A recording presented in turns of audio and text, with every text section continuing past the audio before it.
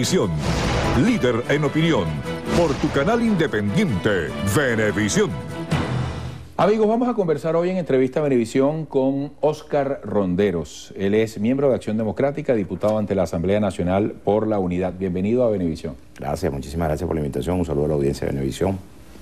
Vamos a comenzar por un tema cotidiano, un tema de alto interés para todos los venezolanos. Nos une en las angustias y es la inseguridad.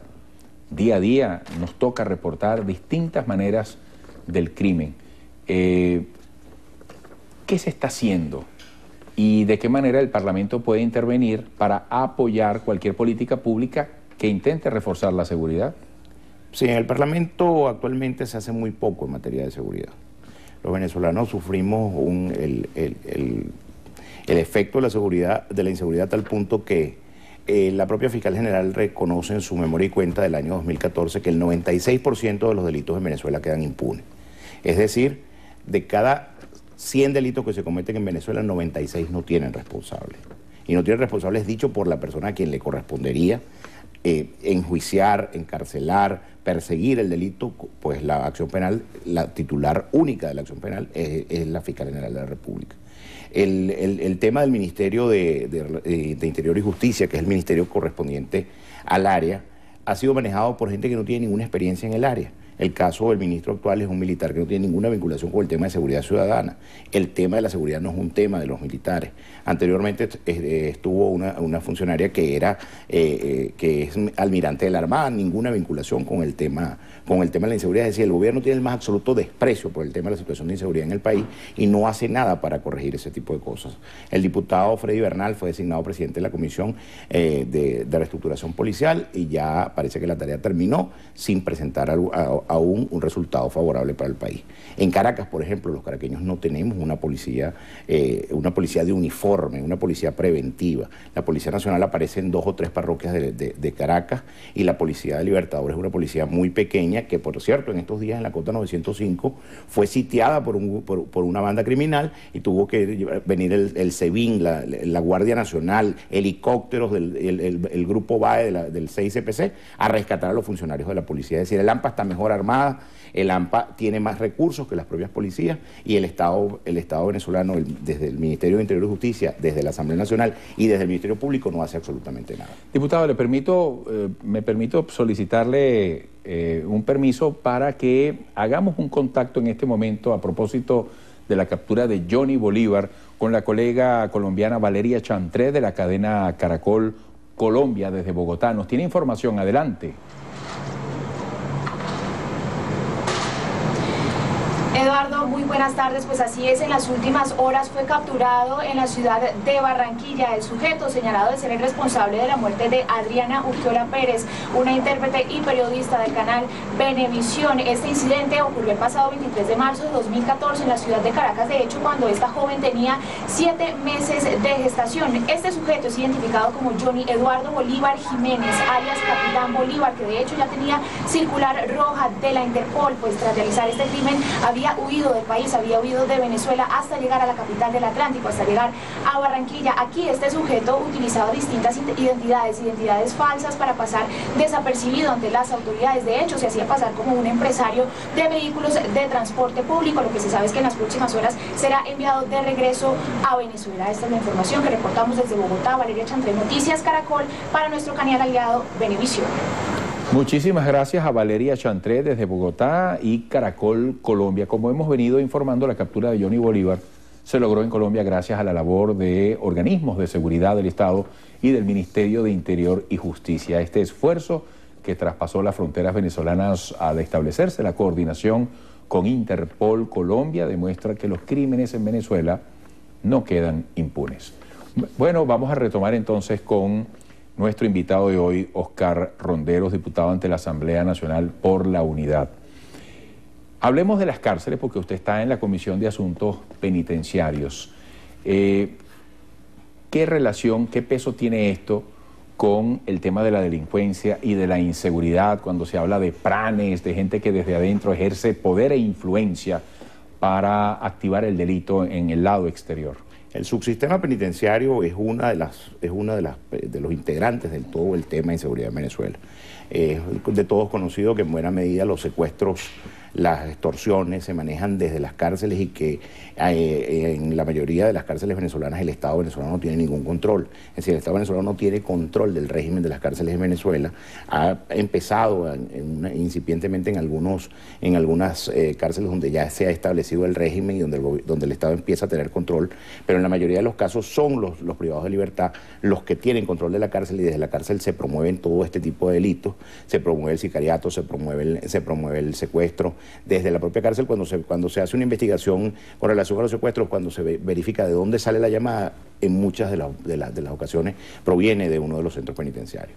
Entonces, el Estado tiene que tomar con fuerza, es decir, la verdadera guerra que el Estado que tiene el gobierno enfrente, y la verdadera guerra que el gobierno está perdiendo es la guerra que tiene contra el AMPA y a la que no ha podido controlar ni en la cárcel ni en la calle. Pasemos a otro tema, el caso de Vincenzo Escarano, exalcalde de San Diego, de Manuel Rosales, ex gobernador del estado Zulia, acaban de ser inhabilitados. El primero a través de una resolución de la Asamblea Nacional, el segundo por determinación de la Contraloría General de la República. ¿Cómo se inserta esto dentro de este panorama preelectoral para las parlamentarias? Sí, el gobierno intenta de alguna manera inhabilitar a quien cree que le puede ganar una elección. El martes pasado se planteó en la Asamblea Nacional un acuerdo en el cual se condenaba de antemano a Enzo Escarano por haber tenido una discusión con un funcionario de la Contraloría General de la República, y ya se dice que es un agente del imperio que participó de la guarima. Es decir, se dice que se le está abriendo un procedimiento mandándolo a la Fiscalía y mandándolo a la Contraloría, pero ya en el texto del acuerdo se le condena de antemano. Es decir, nosotros reclamamos el debido proceso, reclamamos el derecho a la presunción de inocencia que tiene Enzo Escarano, y reclamamos que el gobierno tiene que permitir que la disidencia participe, tiene que permitir un debate formal, un debate frontal, sin que se intente inhabilitar, sin que se intente perseguir a quienes piensan distinto. ¿Qué se le dice al país en este momento, en medio de grandes dificultades, pero a la vez haciéndole un llamado a que vote? A que vote no solamente porque es un derecho, sino porque esté movido por una convicción. A que vote no solamente en contra de, sino a favor de. Y en medio de todo esto y la propuesta de la unidad, ¿qué perspectiva o qué posibilidades tiene la tarjeta única? Sí, nosotros estamos convocando a la gente que vaya a votar y tenemos que darle argumentos a la gente por los cuales ir a votar. La primera cosa es que nosotros desde Acción Democrática lo he venido proponiendo, compañero Henry Ramos fue quien inicialmente hizo la propuesta, el tema de la tarjeta única, porque nosotros en la medida en que vayamos con una única tarjeta, con una sola propuesta, con una identidad de candidatos en todas partes del país, tenemos mucha mayor fortaleza. Primero, no nos vamos a distraer en qué partido es más popular o no, qué partido va a obtener más votos, porque todos estaríamos mandando a votar por la tarjeta única. Si mañana nosotros ganamos la elección como creemos que va a ser, no habrá necesidad entonces de reinscribirse en el CNE, pues perfectamente se puede revisar la ley electoral y los partidos que hubieran participado con la tarjeta única pueden perfectamente permanecer, no tendrían que ir a un nuevo proceso de inscripción.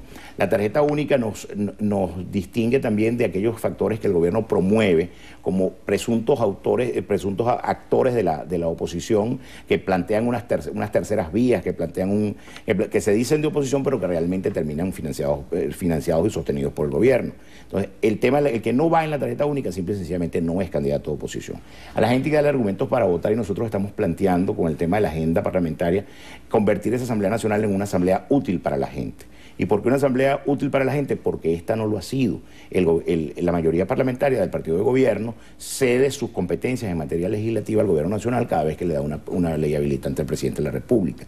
Las competencias en materia de control parlamentario, de control político, no se ejercen en la Asamblea Nacional, porque allí es imposible citar a un ministro, citar a un alto funcionario para que vaya y explique qué está haciendo con los recursos públicos que el pueblo le encomienda. Es decir, esa Asamblea Nacional ha decidido ella misma cortarse las manos y no ejercer las competencias constitucionales que le tocan, y la sede en cabeza del gobierno nacional, y no ejerce los mecanismos de control, pues es imposible llevar un funcionario allá para que explique qué cosas está haciendo. El tema, por ejemplo, del Banco Central. El Banco Central no ha publicado sus estadísticas en estos 5 meses, en estos primeros 5 meses, no se sabe cuál es la tasa de inflación, y allá es imposible plantear, o si se plantea, es negado por el gobierno cualquier investigación, y es negado por el gobierno que se invite a cualquiera de esos funcionarios para que explique por qué ocurren este tipo de situaciones.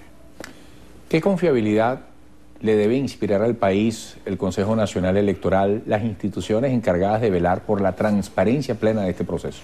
Bueno, nosotros sabemos que participamos en unas condiciones de desventaja, pero esas condiciones de desventaja de alguna manera se superan con una votación lo suficientemente amplia para que el resultado favorable a la oposición no pueda ser discutido, no pueda ser desconocido. Es decir, hay que ganar y hay que ganar cómodo, hay que ganar holgado, hay que ganar con suficiente diferencia para que el gobierno no tenga margen de desconocimiento del resultado electoral. Nosotros creemos además que esta próxima Asamblea Nacional debe arrancar con una ley de amnistía que permita que los exiliados regresen, que los presos políticos salgan de las cárceles y puedan ejercer libremente su derecho a la disidencia, a la participación política. Nosotros consideramos que esa Asamblea Nacional tiene la obligación de ejercer los mecanismos del control presupuestario que tampoco se han ejercido durante este periodo por la mayoría parlamentaria del gobierno. Tiene derecho a ejercer el control de la gestión de los funcionarios públicos. Tiene derecho a darle un voto de censura a un ministro en caso de que el ministro no cumpla con sus obligaciones, como consideramos que hay unos cuantos que no lo están haciendo. Es decir, esa Asamblea Nacional tiene que convertirse en el primer instrumento de cambio para la Venezuela que queremos. ¿Qué características tendrá esta campaña electoral? Ha sido una controversia la petición, particularmente de sectores de oposición, de la unidad, para que se sepa lo antes posible la fecha. Sin embargo, al sol de hoy no se tiene. Han dicho voceros del PSUV, a nosotros nos conviene que las elecciones sean mañana, estamos listos, y hasta el propio presidente de la República, Nicolás Maduro, ha garantizado que hay elecciones. ¿Cuál es su punto de vista? El presidente lo dijo ayer antier que va a haber elecciones, pero los funcionarios a quien les corresponde decirlo, que es al Consejo Nacional Electoral, aún no lo terminan de decir. La certeza en los sistemas democráticos es muy importante, que la gente tenga garantías de transparencia, que tenga garantías de certeza de los eventos electorales, son una necesidad para este tipo de situaciones. El gobierno juega con el CNE y lo utiliza como un instrumento para buscar la fecha que más le favorezca. Si fuera cierto que ellos tienen que tienen garantizado el resultado y que están listos para la elección, ¿por qué no han fijado aún la fecha?